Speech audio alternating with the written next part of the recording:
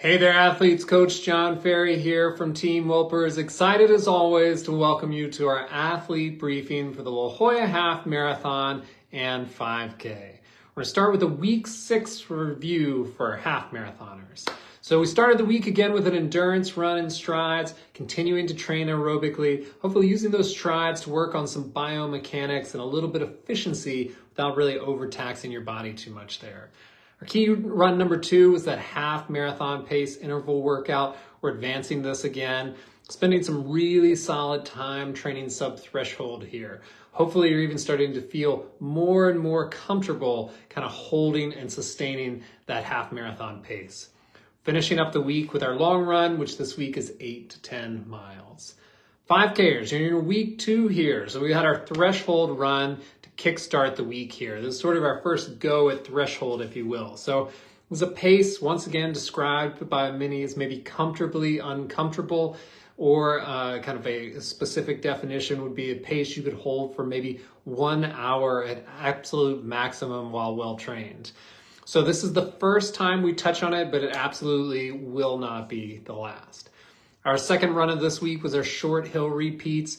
So whether or not your race has hills, there's still a lot of benefit of running hills in training. We're looking at building a little bit of leg strength, getting some efficiency and some economy built into your strides there.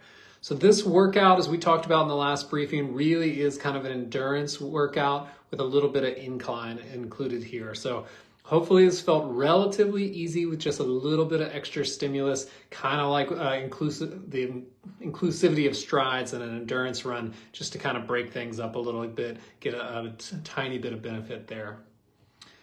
Finish the week, as always, with our easy pace, kind of long run.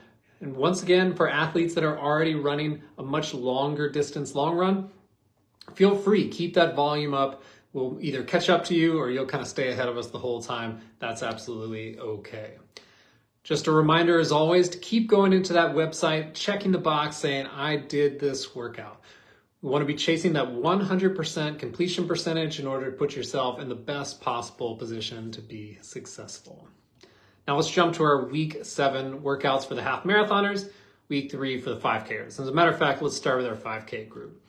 Key run number 1, threshold run. I told you we wouldn't stay without it very long. So as I mentioned, we're going to continue a threshold progression here. There's a ton of benefit we can get from working this energy zone. So in week 3, we're going to add a little bit of length to these intervals. We're going to add overall time to our time spent in zone, if you will. Key run number 2, a light tempo workout. I kind of titled this one. So after that threshold work to start the week, which is a pretty tough workout overall. Wanted a little bit more stimulus, but at a slightly lower intensity here. So this is a workout that's really going to hit mostly kind of maybe high zone 3, potentially even a little bit of a low zone 4, and that kind of tempo range. That tempo, tends to be kind of in and around half marathon pace, depending upon who you ask, but that's what we're referring to right around here. The way that this workout is structured with kind of minute on, minute off, really sort of our goal here is that your heart rate starts to elevate during those 1-minute work periods, and that the 1-minute down period is not really long enough for your heart rate to settle all the way back down into easy pace when you're sustaining a nice jog there.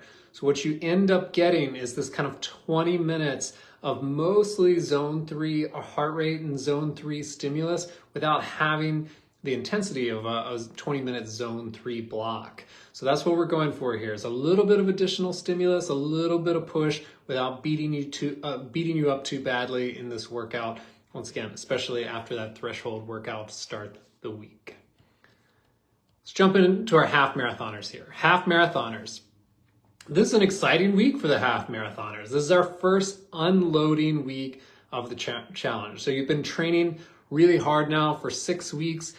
This is an opportunity to back it off a little bit. So in training, we're trying to create specific adaptations based upon the load, that load being the training stress that we kind of put on you on a week-by-week basis. And part of that process is loading, and part of that process is the unloading. That's what we're looking at this week here. So in the unloading period, we're looking to reduce volume, we're looking to reduce intensity, and we're looking for a few things here. We're hoping that this kind of week allows your body a chance to recover from the previous 6 weeks, to continue training aerobically, and sets the stage for the next training block to follow.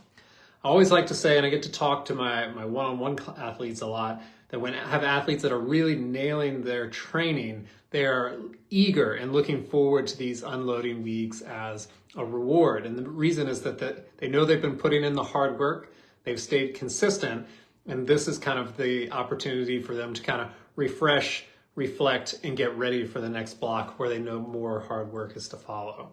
So I would urge each of you to take the unload week here very seriously. This is not a week to go hard elsewhere. It's not an opportunity to kind of go and push hard in different areas of different sports, etc. This is hopefully an opportunity to kind of step back, regroup, get refreshed, and get ready to attack the next phase of training. Well, otherwise, friends, that's all for this week. Thanks as always for tuning in, and I can't wait to see you next week. Have a great one.